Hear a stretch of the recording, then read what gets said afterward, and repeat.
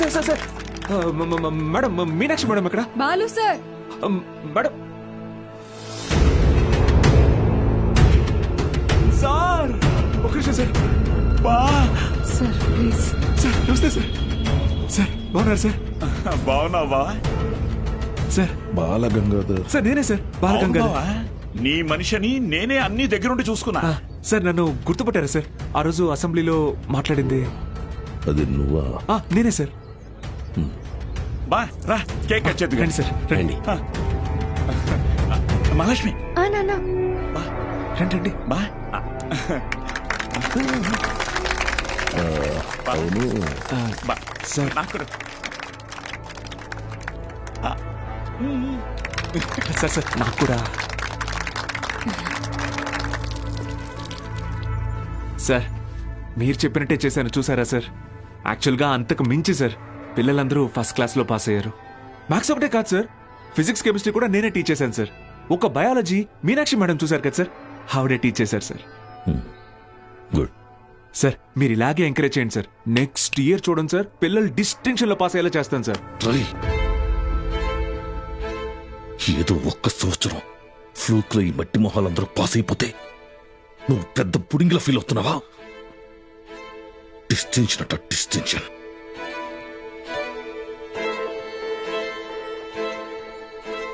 Sir నేనేం చేశాను sir? మొత్తం మన కాలేజీలన్నింటినీ రిస్క్ లో పెట్టేశావు. మీ college pass rate 75, Siripuram government కాలేజీలో పాస్ రేట్ 100. మేమంతా ఆ కాలేజీకి వెళ్తాం అని అంటున్నారా? మన town branch middle class customers. కస్టమర్సా? స్టూడెంట్స్ కదా సార్. కస్టమర్సేరా, కస్టమర్సే. ఇది వ్యాపారం. ఏ వ్యాపారంలోనైనా టార్గెట్ మిడిల్ క్లాస్ కస్టమర్సే. ట్రై చాలా కాలం పట్టిందిరా వాళ్ళ మైండ్ ని ట్యూన్ చేయడానికి. అది నువ్వొచ్చి మార్చేస్తావా? ఏది సార్? క్వాలిటీ ఆఫ్ ఎడ్యుకేషన్ కావాలంటే కాసులు ఖర్చు పెట్టాలి. త్రిపాఠి లోగో ఎక్కడెందుకుందో తెలుసా? ఇది డబ్బుండే place. Zero fees zero education, more fees more education. ఇదేరా ఇప్పుడు trend. Inter plus EAMCET 25,000 rupees, inter plus IIT 45,000 rupees. ఇదేరా లెక్క. డబ్బులున్నవాడు ఈ లెక్కని కొంటాడు, తక్కువ ఉన్నవాడు అప్పు చేసైనా కడతాడు. మరి లేనివాడి సంగతి ఏంటి సార్? ఆ దిక్కుమాల కోసమే ఈ గవర్నమెంట్ కాలేజీలు ఉంది చూడు. వాళ్ళకి పెద్ద పెద్ద ఆశలే ఉండవురా. ఇంటర్ ఎగ్జామ్ రాస్తే ఏదో గొప్పగా ఫీల్ అవుతారు, పాస్ అయితే ఇదిగో ఇలా పండగ చేసుకుంటారు. ఫైనల్ గా పల్లెటూరులో అయితే ఏ పాలేదు గాను పని మనిషిగానో మారుతారు. సిటీలో అయితే డ్రైవర్ గాను వంట మనిషిగాను సెటిల్ అవుతారు.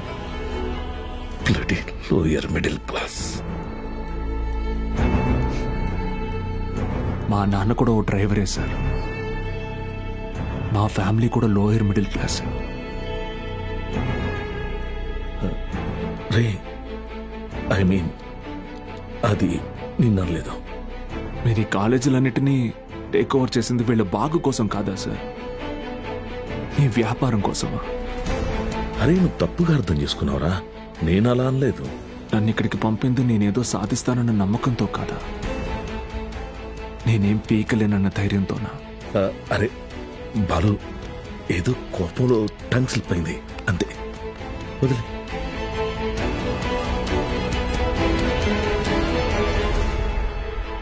నువ్వు చాలా టాలెంటెడ్ రా, గుర్తించాను. ఇది కాదు నువ్వు ఉండాల్సిన ప్లేస్. నాతో వచ్చే మన కాలేజీలో నిన్ను సీనియర్ లెక్చరర్ని చేస్తా. 50 కాదు, లక్షిస్తా. ఇల్లు కారు అన్నీ ఇస్తా. నాతో వచ్చే. సార్ భోజనాలు రెడీ సార్.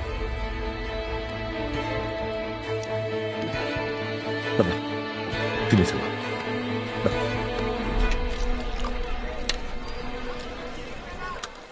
తినండి సార్.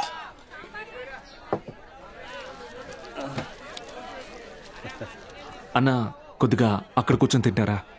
తప్పుగా అనుకోకండి. అలాగే sir. Lower middle class sir, వీళ్ళు అలాగే ఉంటారు. మీరు తినండి సార్, తినండి.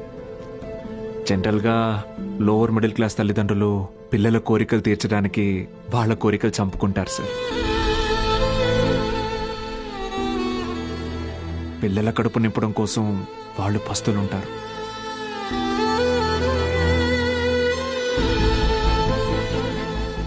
పిల్లలకి కొత్త బట్టలు కొనిచ్చి వాళ్ళు చిరిగిపోయిన బట్టలు కట్టుకుంటారు సార్.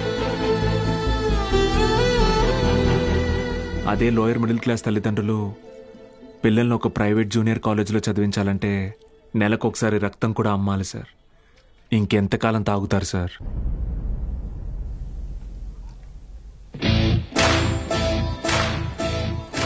నేను బాగా ఆలోచించుకున్నాను సార్. మీ ఆఫర్ కన్నా వాళ్ళ ఫ్యూచర్ గొప్పది. మీతో రావడం కన్నా నేను ఇక్కడ ఉండడం ముఖ్యం. ఏం పీకుతావురా? మహా అయితే నెక్స్ట్ ఇయర్ కూడా పాస్ మార్కులు తప్పిస్తావు. దానికి వాళ్ళ జీవితాలు మారిపోతాయా? పాస్ మార్క్స్ కాదు సార్, టాప్ మార్క్స్. అంటే ఇక్కడ 27 మంది ఎంపీసీ స్టూడెంట్స్, 18 మంది బైపీసీ స్టూడెంట్స్ ఉన్నారు. Everybody here will get EAMCET rank. నిన్ను గెలవనివ్వను.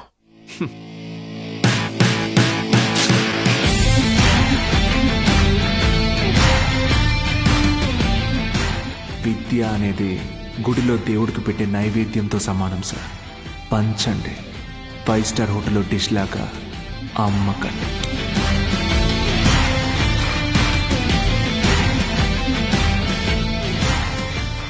Tripathi sir, thank you sir. Take care sir. Bye bye sir. బా బా బా బా బా ఒక్క నిమిషం. Study sir, study sir.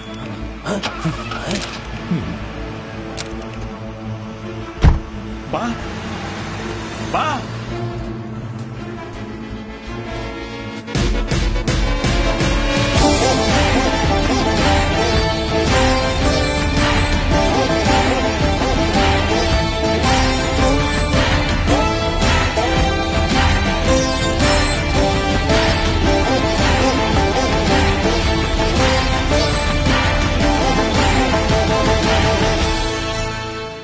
Tripathi, use your brain Sudhakar అన్నావు.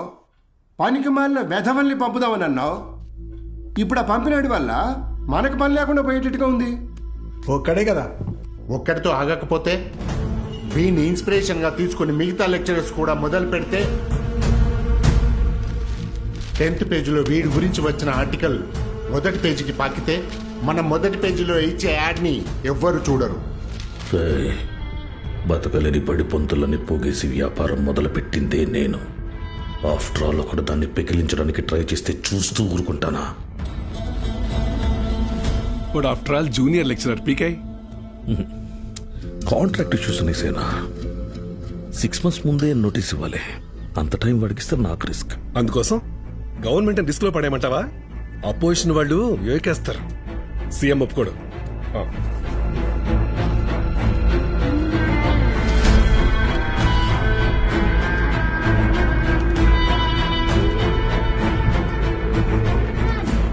ఏంటి త్రిపాఠి, ఇంకో బెంచ్ కారు కొన్నావా?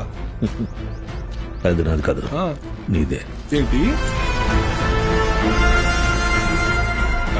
నా సంగతి సరేనయ్యా, కానీ సీఎం ఒప్పుకోడు.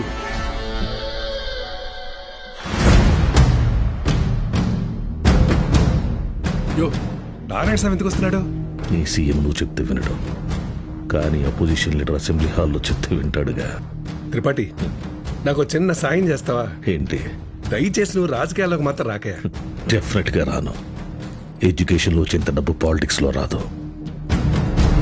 రాష్ట్రంలో నిరుద్యోగ సమస్య రోజు రోజుకి పెరిగిపోతోంది అధ్యక్ష. దీనికి ప్రధాన కారణం ప్రైవేటీకరణ అధ్యక్ష. రోడ్డు కాంట్రాక్టర్లు, రైల్వే కాంట్రాక్టర్లు ఇప్పుడు కొత్తగా గవర్నమెంట్ జూనియర్ కాలేజీలు నడపలేక ఇప్పుడు వాటిని కూడా ప్రైవేటీకరణ చేసేసారు. ప్రెసిడెంట్ గారు మీ ఇంటి దగ్గర పాలు పోయొద్దన్నారండి. కావాలంటే కేంద్రానికి వచ్చి డబ్బులు కట్టి పాలు కొనుక్కోండి, ఏమనుకోద్దు సార్.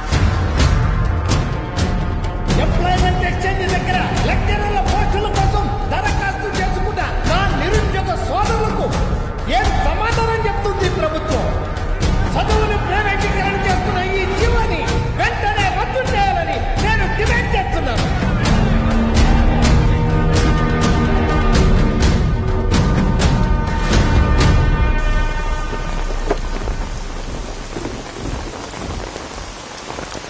లోపలికెళ్ళి కీ ఇచ్చేసి రేపటి నుంచి నువ్వు పనిలోకి రా. ఏమైంది సార్? వెళ్ళి నీ కొడుకుని అడుగు. సార్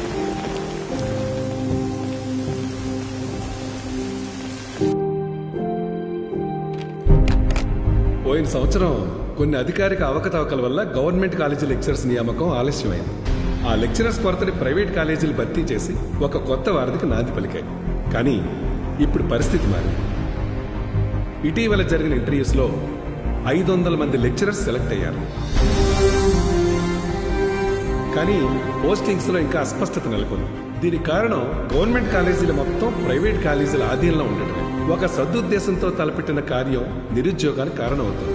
అందుకే ప్రైవేట్ కాలేజీలతో ఆనాడు ఏర్పాటు చేసిన ఎంఓయు రద్దు చేస్తూ జీవోని ఇమ్మీడియట్ గా రివోక్ చేస్తున్నారు. సో గవర్నమెంట్ కాలేజెస్ లో ఉన్న ప్రైవేట్ కాలేజ్ లెక్చరర్స్ తిరిగి వాళ్ళ కాలేజీలకు వెళ్లిపోవాలని ఆదేశాలు జారీ చేస్తున్నాం. ఏం దిగులు పడుకు బాబు, అన్నీ సర్దుకుంటాయి. మీనాక్షి వాళ్ళ నాన్నగారి ఆప్తికానికి కాశీకి వస్తానని మొక్కున్నాను బాబు. అందుకే ఈ హడావుడి ప్రయాణం.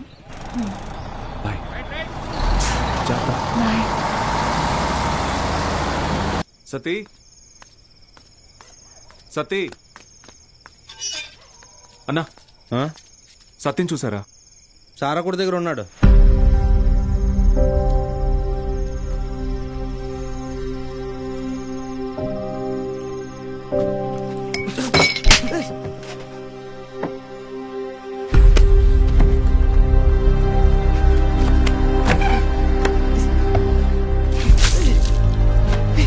తుడుచుకో.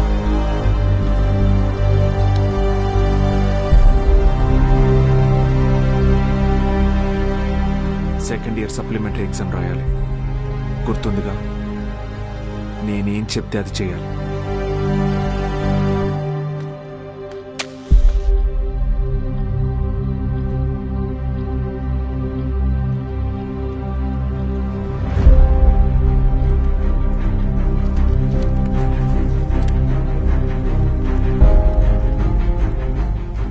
అమ్మ నాన్న పోయారు, ఇప్పుడు నువ్వు వెళ్ళిపోతున్నావు. ఇంకెవరికోసం రాయాలి?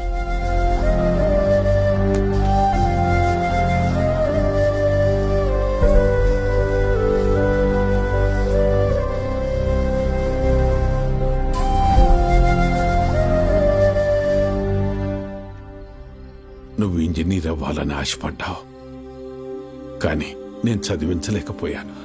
నన్ను క్షమించరా. ఎందుకు ఇప్పుడు ఓడిపోయాను? నీ వల్ల అక్కడ ఒక్క స్టూడెంట్ ప్రయోజకుడైనా నేను గెలిచినట్టు భావిస్తాను. వాళ్ళ అమ్మా నాన్న ఆనందం వెనక నా కొడుకున్నాడని గర్వపడతాను. ఇప్పుడు ఏమైందని, ఎందుకు జరిగిపోయింది దాని గురించి బాధపడుతున్నావు?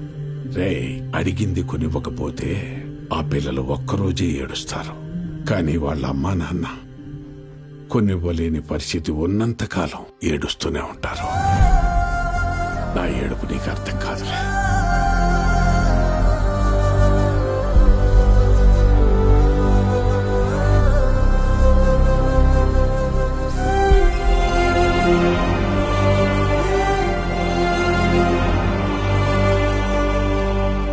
వాళ్ళు గెలిచామనుకున్నారు, కానీ అస్సలు యుద్ధం అప్పుడే మొదలైంది. ఇంటర్ ఫస్ట్ ఇయర్లో పేర్లు ఇచ్చినట్టు ఇచ్చి మళ్ళీ వెనక్కి వెళ్ళిపోయారండి, లెక్చరర్లు లేరని. బ్యాగులు వేసుకుని ఎక్కడికి వెళ్తున్నారు? వీరన్న, పొద్దు పొద్దున ఎక్కడికి రా? క్లాస్కి వెళ్తున్నామండి. క్లాసా? ఇంకా సెలవులు ఇవ్వలేదు, అప్పుడే క్లాస్ ఏంటండి? మరి ఎక్కడికి వెళ్తున్నారు? పదండి చూద్దాం.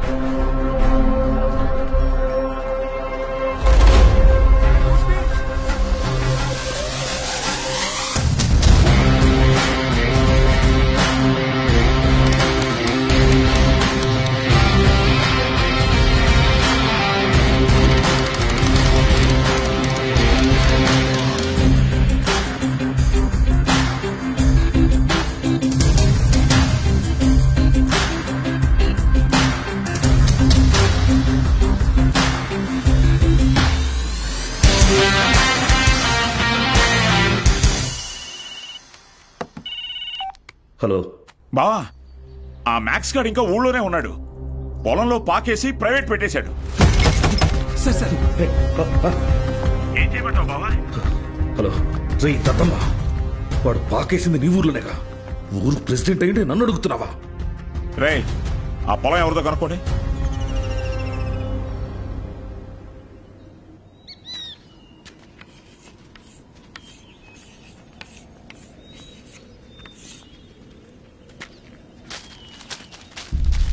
ఏం పంతులు బాగున్నావా?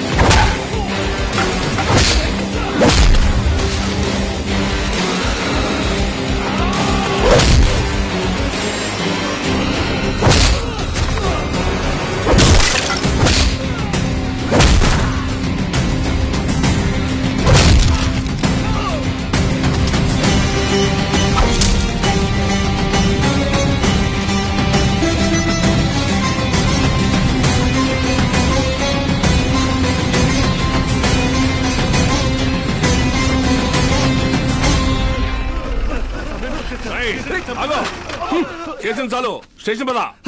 సార్ సార్ వాళ్ళే సార్ పిల్లలు చదువుకునే పాకని పడగొట్టేసింది. ఏం జరిగిందో నాకు తెలుసు, పద స్టేషన్కి. సార్ అర్థమైంది, అంతా అర్థమైంది. మీరంతా ఒకటే. ఇంట్లో వాగుతున్నావు? ఎంత కమ్ముడుపోయావు? ఏంట్రా ఎంత కమ్ముడుపోయావు? ఏంట్రా వాగుతున్నావు? రేయ్ లాంటివరా ఎంత తీసుకుని నీ యూనిఫామ్ వాడి పక్కలో పడుకోబెట్టావు?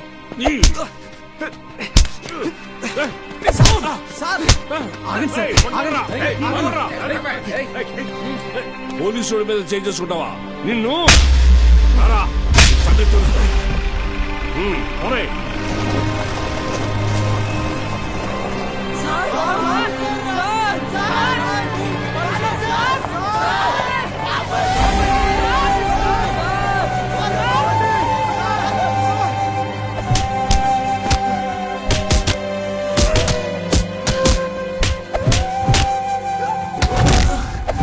సార్ పంతుల్ని కొట్టడం పాపం సార్. పోలీసులు కొట్టడం నేనరా? రేయ్ కుమ్మండి రాయండి.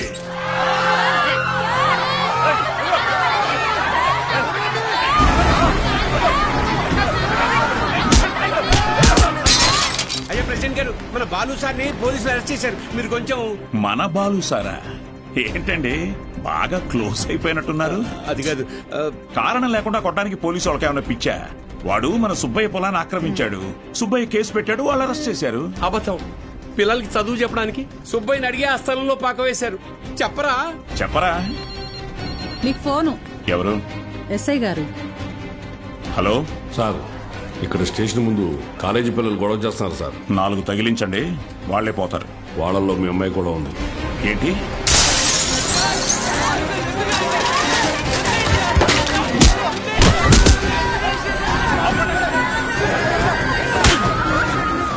చంపేస్తానేమనుకున్నా? ఆపండి, ఆపండి! నోరు మూసుకుని మీ అమ్మ బాబులతో ఇంటికి పోండి. నీ